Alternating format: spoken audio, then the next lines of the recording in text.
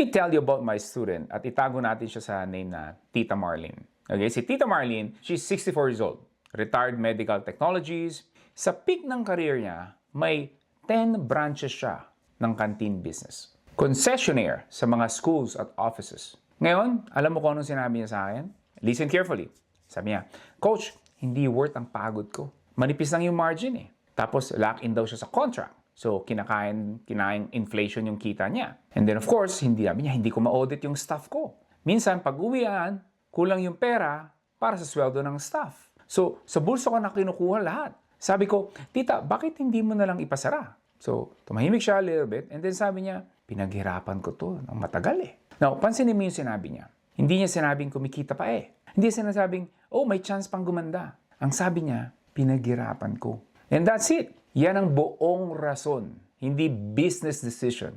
It's more of emotional decision. Yung sakit ng pagsasara ng tinayo niya, mas mabigat sa utak niya kaysa dun sa relief na makawala siya sa pagod.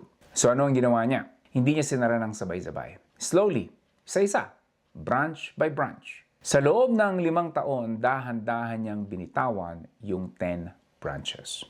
Bakit ganon? Because a slow death feels easier than a quick one.